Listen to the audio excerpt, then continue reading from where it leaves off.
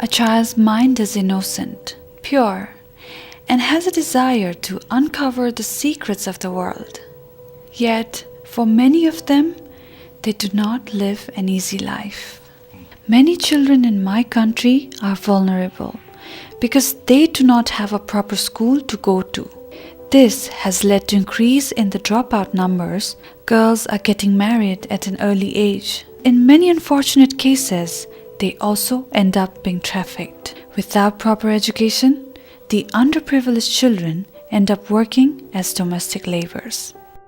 In the devastating earthquake of April 2015, almost 1 million children in Nepal lost their school. While people were still focusing on rebuilding their homes, amidst all the chaos, our children were the forgotten ones, leaving them with a big question mark on their future. A year had passed and I wanted to see how the schools in those affected areas were doing. This led me to Gorkha, one of the most affected areas during earthquake.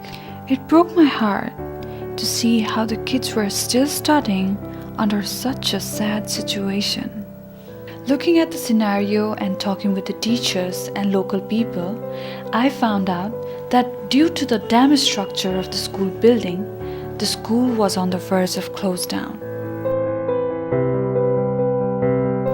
This led to students dropping out, and to make matters worse, the next nearest school was 3 hours away, and the children there were now at greater risk. While I was there, I grew an attachment to these kids, and I realized the urgency to do something for them. As soon as I came back to Kathmandu, I met people in the educational sector and immediately started working on how I could help them. And this was the beginning of Classroom and Beyond.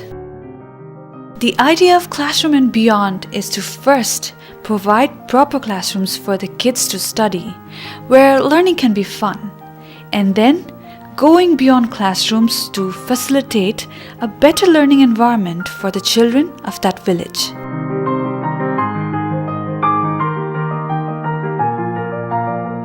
I knew that I alone could not take on this project, so I reached out to people through social media and started a fundraising campaign. As soon as I received some funding, I began with the construction of the school building. And every time I went there to monitor the construction process, I interacted with the parents to make them aware about the importance of education.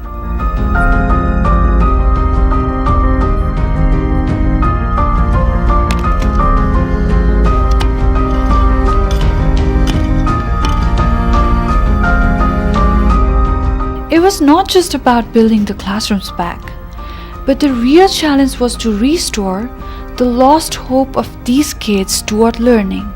During the 6 months, there were a lot of difficulties and delays, but what always gave me strength to continue on this path was the hope I could see on these innocent faces.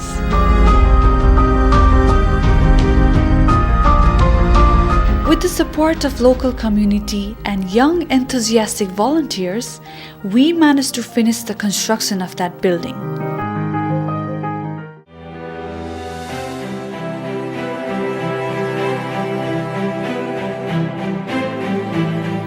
After months of continuous effort, Project Classroom and Beyond started taking its final shape.